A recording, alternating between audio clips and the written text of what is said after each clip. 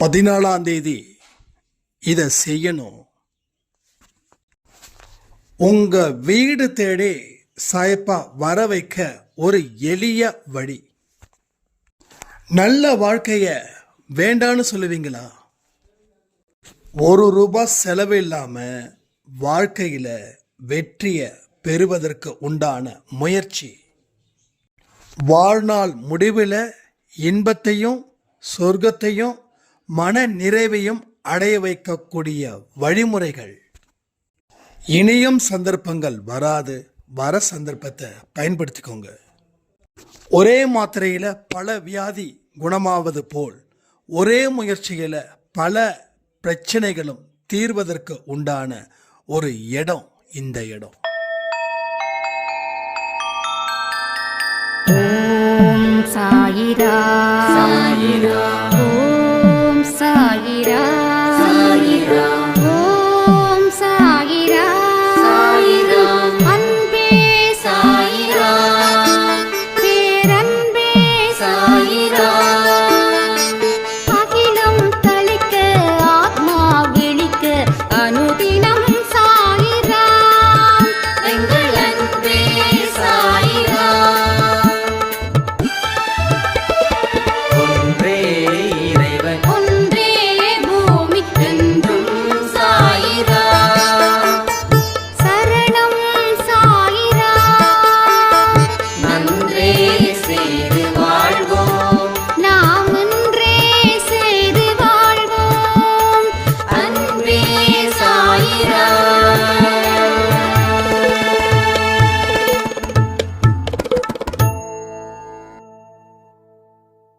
சாயிரா. என் உயிரின் உயிரானவர்களே, நேற்று இரவு கொடுத்த பதிவு முதல்ல எனக்கு கொஞ்சம் புரியாம இருந்தது. 2வது தடவை கேட்கும்போது அதனுடைய அழுத்தம் எந்த அளவில் இருந்துச்சுன்னு என்னால் புரிஞ்சுக்க முடிஞ்சுது. நாம் ஏதோ ஒன்று நினச்சி ஏதோ வார்த்தைகள் கேட்க அது ஏதோ ஒரு விஷயத்தை கொடுக்க இப்படிப்பட்ட வாழ்க்கையில் வாழ்ந்துக்கிட்டு இருக்கிறோம். ஆனால் 2வது தடவை கேட்கும்போது, முழு மனதோட கேட்கும்போது எவ்வளவு எளிதான முறையில் ஒரு விஷயத்தை அன்பே சாயில சாயப்பா இங்கே போதிக்கிறாருன்ற ஒரு தெளிவு எனக்கு கிடைச்சிருக்கு. ஸோ நிச்சயமாக வெறும் கையில் சாயப்பாவுடைய ஆலயத்துக்கு நான் போவதற்கு ரெடி அப்படின்னு சொல்லியிருந்தாங்க. வர 14ஆம் தேதி ஞாயிற்றுக்கிழமை கரெக்டாக 10 மணிக்கு நாம் நம்ம ஏரியாவில் நம்ம ஊரில் இருக்கக்கூடிய சாயப்பாவுடைய கோவிலுக்கு அன்பே சாய் குடும்பத்தில் இருக்கிறவங்க அத்தனை பேரும் 10 மணிக்கு போகணும். இல்லை, நான் இங்கே இருந்து சாயப்பா கோயிலுக்கு போகிறதுக்கு 1 மணி நேரம் ஆகும், 1.5 மணி நேரம் ஆகும், ரொம்ப கஷ்டம் அப்படின்னு நினைக்கிறவங்க பக்கத்தில் இருக்கக்கூடிய எந்த கோவிலாவது, எந்த மசூதியாவது, எந்த சர்ச்சுக்காவது போகணும். அதாவது எளிமையாக்கப்பட்ட பயிற்சிகள் தான் அன்பே சாய் குடும்பத்தில். ஸோ இந்த கோயிலுக்கு தான் போகணும் அப்படின்னு எங்கேயுமே நம்ம சொல்லவே இல்லை. சாயப்பா கோயில் இல்லை அப்படின்னா செகண்ட் ஆப்ஷன், உங்கள் வீட்டுக்கிட்ட உங்கள் தெருவில் எங்கே இருக்குதோ, எந்த சாமி இருக்குதோ, ஐயனாராக இருக்கட்டும், இல்லை கருப்பு சாமியாக இருக்கட்டும், எல்லை அம்மனாக இருக்கட்டும், ஏதாவது ஒரு சாமி இல்லாமல் இல்லை இல்லையா? ஸோ அங்கே போயிட்டு 10 மணிக்கு நாம் ஒரு 10 நிமிஷமாவது கோயிலில் கண்களை மூடி நீங்கள் கடவுளுக்கு நன்றிகளை செலுத்திக்கிட்டே இருங்க. நன்றிகள் எப்படி தெரியுமா இருக்கணும்? என்னோட அம்மாவை கொடுத்ததுக்கு நன்றி, என்னோட அப்பாவை கொடுத்ததுக்கு நன்றி, என் அண்ணனை கொடுத்ததுக்கு நன்றி, என் வாழ்க்கையில் இதை கொடுத்ததுக்கு நன்றி, அதை கொடுத்ததுக்கு நன்றி, கஷ்டத்தை கொடுத்ததுக்கும் நன்றி, துன்பத்தை கொடுத்ததுக்கும் நன்றி, வெற்றியை கொடுத்ததுக்கும் நன்றி, வெற்றியை கொடுக்க போவதற்கும் நன்றி. அன்பேசாய் குடும்பத்தில் எல்லோரும் சிறரும் சிறப்புமாக இருப்பதற்கு நன்றி. அன்பேசாய் குடும்பத்தில் இருக்கக்கூடிய பிரார்த்தனைகள் மூலமாக எல்லோரும் வெற்றி பெற்றுவதற்காக நன்றி. இந்த மாதிரியான வார்த்தைகளை கொடுக்கணும். தப்பி தவறி உங்கள் குடும்பத்தில் இருக்கக்கூடிய துன்பத்தை சொல்லக்கூடாது. புரிஞ்சுக்கிட்டீங்களா? அங்கே போய் துன்பமோ இல்லை கண்ணில் இருந்து கண்ணீரோ வராதது போல் பார்த்துக்கோங்க. அதிகம் மீறி வந்தால் பிரச்சனை கிடையாது. சரிங்களா? ஸோ எதுவுமே நாம் வாழ்க்கையில் நெகட்டிவாக எடுத்துக்கக்கூடாது. ஈவன் பிரார்த்தனை கூட பாசிட்டிவாக எடுத்துக்க பழகணும். அதுதான் வெற்றியோட முதல் படி அப்படின்னு நினச்சிக்கோங்க. ஏன்னா எத்தனையோ நாள் கோயிலுக்கு போனோம், எத்தனையோ பிரார்த்தனைகள் செய்தோம், அழுது உருண்டு புரண்டு செய்தோம் இல்லையா? பட் ஏதாவது நடந்ததா? ஒரு பிரார்த்தனைன்றது மனதை வலிமையாக்கணும், மனதை பாழ்படுத்திடக்கூடாது. நினைச்சு ஏங்கி அழுது அதன் மூலமா அந்த துன்பத்தை திரும்ப திரும்ப நினைக்க கூடாது. ரிப்பீட்டடான சில துன்பத்தை நினைக்கும் போது அது மனசுல மேலும் ஆழமா பதிஞ்சிடும். அதனால நன்றி என்ற ஒரு வார்த்தையோட முகத்தில் புன்னகையும் மனதில் நம்பிக்கையும் வைத்து வழிபாடு வருகிற 14ஆம் தேதி 10 மணிக்கு எல்லோரும் ஆஜராயிடுங்க. கோயிலுடைய வாசலோ இல்லை உள்ள சாமியோ ஒரு ஃபோட்டோ எடுத்து எனக்கு அனுப்புங்க. நம்ம அன்னைக்கு கண்டிப்பாக நீங்கள் போன கோயிலை இந்த உலகத்துக்கு நாம் தெரியப்படுத்தலாம். பயிற்சி முடியறதுக்குள்ளேயே போகணும்னு அழகாக சொன்னாங்க ஒரு சாய்ராம். பயிற்சி முடியும் போதே நம்ம போயிடலாம். ஆக்சுவலாக பயிற்சி முடிஞ்சதுக்கப்புறம் தான் நம்ம போவோம்ல, பயிற்சி முடியும் போதே போயிடலாம். ஏன்னா இந்த பயிற்சி நிறைய பேருக்கு வாழ்க்கையை மாற்றிருக்குது. ஏன், நான் திருமணம் செய்யக்கூடிய பெண்ணை கூட இந்த பயிற்சி காட்டியிருக்குது. நான் 14ஆம் தேதி ஸ்டேட்டஸில் அந்த பெண்ணுடைய ஃபோட்டோவை நான் வைக்கிறேன். ஏன்னா ஒரு பெரிய தாக்கத்தை, ஒரு பெரிய திருப்பு முனைய இந்த அன்பேசாய் குடும்பம் சில பயிற்சிகள் மூலமாக ஏற்படுத்துது. ஸோ எனக்கு நான் எதையுமே பிளான் பண்ணி செய்யலை, அது உங்களுக்கே தெரியும். ஆனால் நடக்க வேண்டியது நடந்துக்கிட்டே இருக்குது. நடக்க போவதும் இனி சுமூகமாக இருக்கும் அன்பேசாய் குடும்பத்தில். ஸோ எத்தனையோ பேருக்கு வாழ்க்கையில் நல்ல மாற்றத்தை ஏற்படுத்தியிருக்குது. 48 நாள் பயிற்சியில் யார் யாருக்கு என்னென்ன அற்புதங்கள் இருக்குது அப்படின்றத அன்பேஸ் எனக்கு வாட்ஸ்அப் பண்ணுங்க, வாய்ஸில் சொல்லுங்கள், சுருக்கமாக சொல்லுங்கள், 2 நிமிஷத்துக்குள்ளே சொல்லுங்கள். ஏன்னா சில பேர் 5 நிமிஷம் 10 நிமிஷம் எடுத்துக்கும் போது அது என்ன சொல்கிறாங்கன்றது புரியாமல் போயிடும். ஆனால் 2 நிமிஷத்தில் நீங்கள் சொல்லிடுங்க. ஏன்னா உங்களுடைய ஒரு ஹிஸ்ட்ரியும் நீங்கள் ஏற்கனவே எனக்கு சொன்னதால் எல்லோருடைய விஷயமும் எனக்கு தெரியும். அதனால் என்ன நடந்துச்சுன்னு சொல்லுங்கள். ஸோ எனக்கும் இந்த 48 நாளில் இதை நான் நடந்திருக்குது. நான் அதை திரும்ப டீட்டெயில்டாக நான் சொல்கிறேன். கன்ஃபார்ம் கிட்டத்தட்ட கன்ஃபார்ம் தான். நான் இருந்தாலும் சண்டே அன்றைக்கி நைட்டு கொடுக்குற ஆடியோவில் டெஃபினட்டாக நான் உங்களுக்கு சொல்கிறேன். ஸோ வாழ்க்கை அப்படின்றது ஒரு அனுபவம், வாழ்க்கை அப்படின்றது ஒரு பாடம். நாம் நல்ல புஸ்தகத்தை படித்தா அறிவு வளரும், கெட்ட புஸ்தகத்தை படித்தா அறிவு மங்கி போகும். ஆனால் நாம் எந்த மாதிரி புத்தகத்தை படித்தோம்னா 50% நல்ல புத்தகத்தையும் 50% கெட்ட புத்தகத்தையும் படித்தோம். அதனால் 50% சந்தோஷமும் 50% துன்பமும் நம்ம வாழ்க்கையில் கலந்துருக்குது. இந்த 2 தான் நமக்கு பிரச்சனையாக இருக்கு. ஒன்று, நீ நல்லவனாயிரு, உனக்கு ஆரம்பத்தில் கஷ்டம், பின்னாடி சொர்க்கம். இல்லை கெட்டவனாயிரு, ஆரம்பத்தில் சந்தோஷம், பின்னாடி நரகம். ஆனால் 50% இப்படியும் 50% அப்படியும் இருந்தால் சொர்க்கத்திலையும் நீ இருப்ப, நரகத்திலையும் இருப்ப.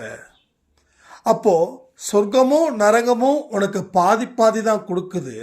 ஆனால் உனக்கு அதிகமாக நரகத்தில் வாழ்ந்துக்கிட்டு இருக்கிறது போலவே உனக்கு ஃபீல் ஆகும். எத்தனை பேர் நான் சொல்கிறது ஒத்துக்கிறீங்க? இல்லை, நான் சொர்க்கத்தில் தான் இருக்கிற மாதிரி தோணுதுன்னு சொல்கிறீங்க? சொல்லுங்கள். அப்போது எத்தனையோ நல்ல விஷயங்கள் நம்ம வாழ்க்கையில் நடந்திருந்தோம். ஆனால் 1-2 மோசமான விஷயங்கள் நம்ம வாழ்க்கையில் நடந்த உடனே 10 நல்ல விஷயம் நடக்கும்போது ஒரு கெட்ட விஷயம் நடந்துருச்சுன்னா நம்மளுடைய மனதும் நம்ம உடலும் ஆழ்ந்த துன்பத்திலும் துயரத்திலும் போய் நிற்குது. புரியுதா உங்களுக்கு? ஆழ்ந்த துன்பத்திலையும் துயரத்திலையும் போய் நிற்குது. இதுதான் பிரச்சனை. அப்போது படிக்க வேண்டிய வாழ்க்கை பாடத்தை நல்ல முறையாக படிக்க ஆரம்பிச்சிட்டா ஆரம்பத்தில் கஷ்டத்தை ஏற்படுத்தி பிறகு மகிழ்ச்சியை கொடுத்து எண்டுன்னு சொல்லுவோம் இல்லையா, அது சொர்க்கத்தில் போய் நிற்கும். அப்போ வாழும் வாழ்க்கையில் நீ சொர்க்கத்தை காண்பாய்.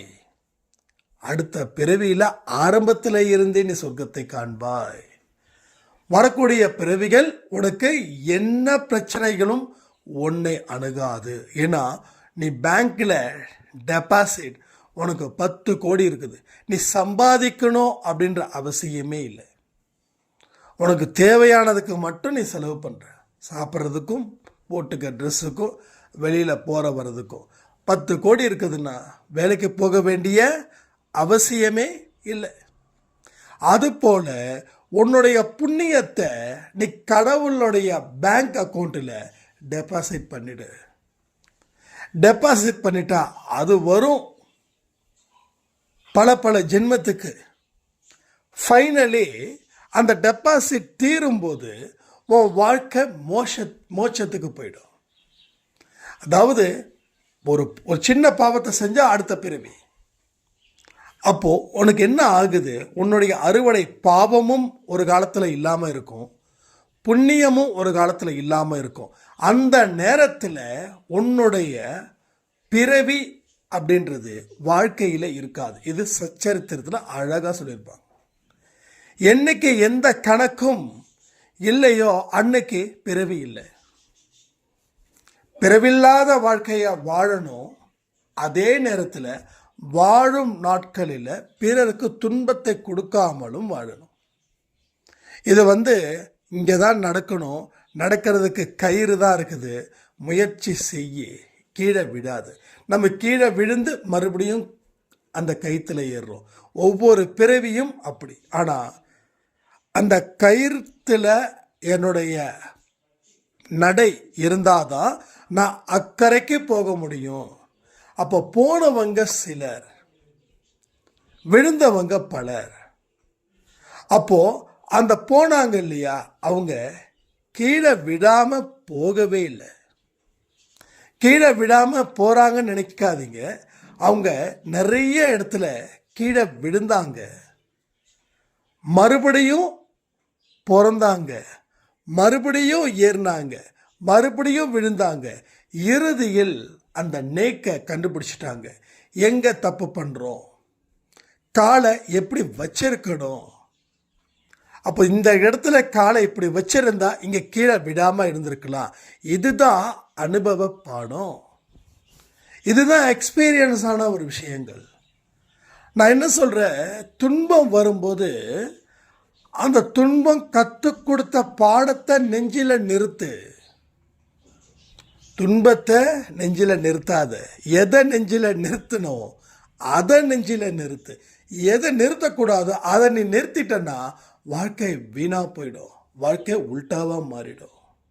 சரியா? அப்போ இதையும் கலந்து ஆலோசித்து செயல்படு. துன்பத்தை நேசி, தோல்வியை நேசி. ஏன்னா அது கற்றுக் கொடுத்த பாடம் உனக்கு கிரீடத்தில் உட்கார வைக்கும். வெற்றி ஒன்றுமே கற்றுக் கொடுக்காது. ஆனால் துன்பம் கற்றுக் கொடுக்கக்கூடிய பாடம் தான் இங்கே வாழ்க்கையில். இன்னைக்கு நான் இங்கே நிற்கிறேன்னா பல அவமானம், பல தோல்வி. வீடு இருந்தும் வாசல் இருந்தும் ரோட்டில் சுத்த வேண்டிய நிலைமை, சாப்பாடு இருந்தும் கோயிலில் வாங்கி சாப்பிடக்கூடிய நிலைமை. இது எல்லாம் சத்தியமான உண்மைகள். திரும்புகிற பக்கம் எல்லாம் கடன்காரர்கள் சூழ்ந்து நின்று நம்மளை ஓட விடுறாங்க. சொந்தக்காரர்கள் துரத்துறாங்க. எங்கேயாவது 1 மணி நேரம் நிம்மதியாக ஒரு சேஃபாக ஒரு இடத்துல சொந்தக்காரங்க வீட்டுக்கு போகலான்னா அங்கேயும் போக முடியல. யாரும் அழைக்கவும் இல்லை, நம்ம ஃபோன் பண்ணால் கட் பண்ணவும் செய்கிறாங்க. அப்போ அந்த பாடம் தான் இன்னைக்கு இங்கே வந்து நிறுத்தியிருக்குது. இன்றைக்கும் அன்பே சாய் குடும்பத்தில் ஏகப்பட்ட சொந்தங்கள், 1 2 எந்த வீட்டில் போயிட்டு நான் ஒரு நாள் நான் ரிலாக்ஸாக நம்ம வீட்டுக்கு வரலாமா அப்படின்னா வரவேற்க தயாராக இருக்கக்கூடிய அன்பு உள்ளங்கள். ஆனால் இங்கே நிறைய நடக்குது. அன்பே சாய் குடும்பத்தில் என்கிட்ட சொல்லிட்டு போகிறாங்க, அண்ணா நம்ம அன்பே சாய் குடும்பத்தில் இந்த சொந்தக்காரவங்க இந்த ஊரில் இருக்காங்க, நான் போயிட்டு வந்துடவா அப்படின்னாங்க. தாராளமாக போயிட்டு வாங்க. ஸோ சொல்லிட்டு போகிறாங்க, நிறைய பேர் சொல்லிட்டு போகிறாங்க. எத்தனையோ இடத்துல நம்ம சாய் சக்தி சாய்ராம் அடிக்கடி இங்கே கமெண்ட் பண்ணுவாங்களே, அவங்க வந்து ஏதோ ஒரு மேரேஜுக்கு போயிருக்காங்க. அங்கே மேரேஜுக்கு போனால் அந்த பொண்ணுடைய அம்மாவோ இல்லை அப்பாவோடைய அம்மாவோ தெரியல, அவங்க அன்பே சாய் குடும்பம். ஒரு எக்ஸ்ட்ரீம். அவங்க வந்து அன்னைக்கு அந்த மேரேஜ் முடிச்சதுக்கப்புறம் அந்த ஃபோட்டோஸ்லாம் என்கிட்ட ஷேர் பண்ணி கண் கலங்க சொல்கிறாங்க, அண்ணா என்னன்னா அது, எப்படின்னா அது, எவ்வளோ ஒரு விஷயம் நடக்குது. எஸ், இதுதான் அன்பே சாய். அப்போது ஊரில் 10 பேர், ஒரு ஊருக்கு 10 பேர், ஒரு நாட்டுக்கும் 10 பேர். சிங்கப்பூர், மலேசியா, ஸ்ரீலங்கா, இன்னும் சவுதி, இங்கே ஆஸ்திரேலியா, அமெரிக்கா, கனடா, ஜெர்மன், எவ்வளவு ஒரு அழகான ஒரு ஸ்ட்ராங் பில்டப் கடவுள் கொடுத்துருக்காரு. எவ்வளவு பெரிய ஒரு விஷயத்தை அடித்தளமாக அமைச்சு நம்ம வாழ்க்கையில் எல்லோரும் சேர்ந்து உயரணும் அப்படின்னு ஒரு விஷயத்தை இங்கே பதிவுகள் மூலமாக மனசை கொண்டு வந்து சேர்த்திருக்காரு. சரி, எப்பேற்பட்ட அற்புதமான விஷயங்கள் இங்கே நடக்க போகுது. எல்லாத்துக்கும் தயாராகிட்டு இருக்குமே, எவ்வளவு பெரிய விஷயங்கள். ஸோ எந்த ஒரு பயிற்சியையும் முழுவதுமாக அக்கறையோட கலந்துக்கிட்டு அதிலேயே ஊறி நிற்கிறவங்களுக்கு நடந்த அதிசயம் எல்லாமே இங்கே சூப்பர், செம, அழகு, அற்புதம். நிறைஞ்சிருக்குது வாழ்க்கை. நிறைந்த வாழ்க்கையை வாழ்ந்துக்கிட்டு இருக்கோம். நிறைவான வாழ்க்கையை வாழ்ந்து இந்த உலகத்தை விட்டு போவதே எவ்வளவு பெரிய ஒரு வரம் தெரியுமா? எத்தனையோ பேர் படித்தவங்க, பணக்காரர்கள், பெரிய பெரிய தொழிலதிபர்கள் இருக்கும்போது நிறைவான மனதில் போகவே இல்லை. விட்டுட்டோமே, இன்னும் வாழ்ந்திருக்கணுமே அப்படின்னு. ஆனால் நமக்கோ இந்த லிஸ்ட்டில் இல்லைன்னாலும் ஏதோ ஒரு லிஸ்ட்டில் இருக்கும். அதான் சாய்ப்பாவோட குழந்தையா இருக்கும். அந்த லிஸ்ட்டில் இருக்கக்கூடியவர்கள் நாம் உண்மையிலே பாக்கியம் பெற்றவர்கள். ஒரு நிறைவான வாழ்க்கையை தான் வாழ்ந்து போவோம். இன்னைக்கு நீங்கள் படக்கூடிய கஷ்டம் இது தற்காலிகமானது.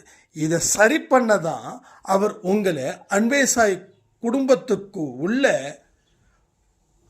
கொண்டு வந்திருக்கிறார். இங்கே உங்களுக்கு வரவேற்பு சிறப்பாக இருக்குது. இங்கே எல்லோருடைய பிரச்சனைகளும் ஆரம்பத்தில் மழை போல இருக்குது. ஆனால் அதுவோ கொஞ்சம் கொஞ்சமாக குறைஞ்சி அந்த மழையை தாண்டுற அளவுக்கு சக்தி வருது. இப்போ மழை குறையில, அந்த மழை குறையாது. மழை குறையுமா? உங்கள் பலம் அதிகரிக்குது.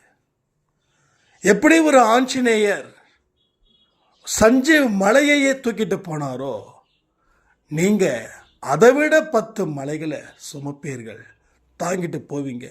இவ்வளவு பெரிய பாரத்தை இந்த குழந்தை தாங்கி வந்திருக்குதுன்னு சொல்லி அன்னைக்கு கை தட்டுதல்கள் வரும். அன்னைக்கு கை தட்டுதல் வரும். இன்னைக்கு கூட ஒரு சாய்ராம் சொல்லியிருந்தாங்க, எவ்வளவு கஷ்டம், எவ்வளவு உழைப்பு, எவ்வளவு முயற்சி, எவ்வளவு அவமானம், எல்லாத்தையும் நீங்கள் ஈஸியாக தாண்டி வரும்போது எங்களுக்கு அதுவே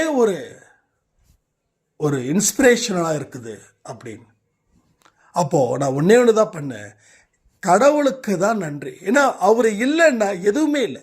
எத்தனையோ மனிதர்கள் கஷ்டப்பட்டுட்டு இருக்காங்க, எத்தனையோ மனிதர்கள் சாதிக்கணும்னு துடிக்கிறாங்க. ஆனால் அவங்களுக்கு ஏன் இல்லைன்னா கடவுளுடைய அந்த இது வேணும். கடவுளுடைய பார்வை நம் மீது பட்டால் பிச்சைக்காரனும் கோடீஸ்வரனாக மாறுவான். அப்போ கடவுளுடைய பார்வையை பெறுவதற்கு நீ முயற்சிகள் செய். அப்போ எல்லா மனுஷங்க கிட்டையும் அன்புவை, அக்கறை, கருணையோடு இரு. பசியோடு இருப்பவருக்கு முதல்ல சாப்பாடு போடு. வீட்டுக்கு வரவங்களுக்கு தண்ணி கொடு. அத்தனை உயிரினத்துக்கும் நீ நண்பனாயிரு. அத்தனை உயிரினத்துக்கும் நீ ஒரு தாயா தந்தையாயிரு. உன்னுடைய குழந்தைக்கு மட்டும்தான் நீ தாயா இருப்பியா, தந்தையா இருப்பியா? தெருவில் இருக்கக்கூடிய நாய், அதனோட வயிறு இன்னைக்கும் நாளைக்கும் இருக்குது. ஏன் அதை உன்னோட குழந்தையா எடுத்து அதற்கு தேவையானதை நீ செய்ய மாட்டியா? அதற்கு தண்ணி வைக்க மாட்டியா? இந்த குணம் இருந்துச்சுன்னா கடவுள் உன்னை தேடி வந்து பாப்பா. நீ கடவுளை தேடி போற, கடவுள் உனக்கு காட்சி கொடுக்குறாருன்னு நீ நினைக்கிற. கொடுக்கலாம், கொடுக்கணும், அது என் விருப்பம். ஆனால் உன்னை தேடி கடவுள் வர்றதுக்கு இதை செய். எல்லா உயிரினத்துக்கும் இன்று முதல் நீயே தாயும் தந்தையும் இருப்பீர்களா? கமெண்ட் பண்ணுங்க. சொல்லக்கூடிய வார்த்தைகள் நான் சொல்லலை, திரும்ப திரும்ப சொல்கிறேன், நான் சொல்லலை. நான் சொல்லணும்னா நான் முதல்ல ஸ்கிரிப்ட் ரெடி பண்ணணும். என்ன சொல்லணும், எதை பற்றி பேசணும் அப்படின்னு. இது வரைக்கும் நான் பாயிண்ட் பண்ணதே கிடையாது. நான் வீடியோவில் பேசும்போதும் ஒரே டேக்கு தான், ஆடியோவில் கொடுக்கும்போதும் ஒரே டேக்கு தான். சில நேரத்தில் காலிங் பெல் வரும். அப்போ வீட்டில் யாரும் இல்லைன்னா நான் கதவு திறக்கும்போது ஆடியோவை பாஸ் பண்ணி அவங்கக்கிட்ட பேசி எகைன் நான் ரிப்பீட் பண்ணுவேன். இவ்வளோதான் நடக்குமே தவிர, ஏன்னா வார்த்தையை கவனி. ஏன் வார்த்தையை கவனிக்காமல் இருக்கிற? ஒவ்வொரு வார்த்தையையும், ஒவ்வொரு வரியும் உன் வாழ்க்கையில் ஒரு படிக்கட்டு. இந்த வார்த்தை அற்புதமான வார்த்தை, இது அழகான வார்த்தை. என்ன வார்த்தை? கடவுள் உன் மீது இப்போ வரைக்கும் கருணை காட்டல, நீ உயிரினத்துக்கு கருணை காட்டல. இப்போ நாய்க்கு பிஸ்கட் வச்சா கருணை ஆயிடுமா? நீ அதை வச்சு நினைச்சா அது கருணை இல்லை. அந்த நாய் அப்படி கிடக்குதே நம்ம கண்ணுக்கு முன்னாடி, ஒரு உயிரினம் சரியாக சாப்பிடாம இருக்குது. அதற்கு நாம் என்ன செய்யலாம்? கொஞ்சம் அரிசி வேக வைக்கலாமா? கொஞ்சம் குழம்பு வைக்கலாமா? நாய்க்கு சுடசோடு போடலாமா? ஆறுன சோறு தான் சாப்பிடுமா? இருந்தால் போடுங்க, நான் இல்லைன்னு சொல்லலை. கொஞ்சம் இல்லை, ரேஷன் அரிசியை வடிக்கலாமா? ஏதாவது ஒரு குழம்பை வச்சு அதுக்கு கொஞ்சம் பிசைஞ்சு வர வைக்கலாமா? செய்யலாமா செய்ய முடியாதா? சொல்லுங்க. மனசு இருந்தா எல்லாமே நடக்கும். நீங்க இதுலையும் கஞ்சத்தனம் பண்றவர்களாக இருந்தாலோ, இல்லை சோம்பேறித்தனமாக இருந்தாலோ, இல்லை நம்பிக்கை இல்லாமல் இருந்தாலோ, கடவுளுடைய பார்வை உன் மீது இல்லை. நீ சம்பாதி, கோடி கோடியா வாங்கு, ஆனா அது எல்லாத்தையும் நீ அனுபவிக்க போறியா? இல்லையே. உன் குழந்தை அனுபவிப்பாங்கன்னு நினைக்கிறியா? அதுவும் கஷ்டம்தான். நீ எல்லாத்தையும் சேர்த்து வச்சுட்டா அவங்க வேலைக்கு போக வேண்டிய அவசியமே இல்லை. அவன் 40 வயசுலேயே அவனுக்கு சுகரு, பிபி எல்லாமே வந்துடும். வேலைக்கு போனாதான் கொஞ்சமாவது நடமாட்டம் இருக்கும். நீ நடமாடவே வேண்டாம், நீ ராஜா மாதிரி வாழு, நீ மகாராணி மாதிரி இரு. இந்த மாதிரி நீங்கள் உங்கள் குழந்தைங்களுக்கு சொத்து சேர்த்து வைக்கிறதுல பெருமை அடைஞ்சிங்கன்னா, உண்மையிலே சொல்கிறேன், உங்களை விட ஏமாந்தவர்கள் இந்த உலகத்திலே இல்லை. நீங்கள் உங்கள் குழந்தைங்களுக்கு சொர்க்கத்தின் பாதையை காட்டல, ஒரு மோசமான நரகத்தின் பாதையை நீங்கள் காட்டுறீங்க. இதுதான் இங்கே நடக்குது. அப்போது கடவுளுடைய சமூகத்துக்குள்ளே போகணும், அதுக்குள்ளே வாழணும். வாழ்வதற்கு இத்தனை தகுதிகள் இருக்கணும். முதல்ல மனசு அடுத்தவங்களுடைய கஷ்டத்தை புரிஞ்சிக்கணும். அந்த வழியை தன் வழி போல உணரணும். உணர்ந்தால் மாற்றம் ஒன்று, வெற்றி நிச்சயம். சாயின் சத்தியம். எல்லா விஷயமும் இங்கே நடக்கும், நடந்துக்கிட்டே இருக்கும். சரியா? அதனால் எல்லாரும் திரும்பவும் சொல்கிறேன், வர ஞாயிற்றுக்கிழமை 14ஆம் தேதி 10 மணிக்கு சாயப்பா கோவிலிலோ இல்லை வேறு ஏதோ கோவிலிலோ இருக்கணும். அங்கே பிரார்த்தனைகள் நன்றிகளை பேஸ் பண்ணி செய்யணும். 10 நிமிஷமாவது கண்களை மூடினது போல பிரார்த்தனை செய்யணும். நல்ல உதவிகள் செய்வதில் இனி நான் மாற்றத்தை ஏற்படுத்துவேன் அப்படின்னும் அங்கே சபதத்தை எடுத்துக்கணும். உங்கள் வீட்டு பக்கத்தில் இருக்கக்கூடிய உயிரினங்கள் உங்களுடைய குழந்தைகளாக நினச்சி அவங்கள நீங்கள் பராமரிக்கணும். இதை எல்லாம் செய்யும்போது வாழ்க்கை வெற்றி பெறும். இதன் மூலமாக நாம் சாயப்பாவையே நம்ம வீட்டிற்கு அழைத்து கொண்டு வரலாம் அப்படின்னு சொல்லி இந்த பதிவை நான் முடிக்கிறேன். ஜெய் சாய்ராம்.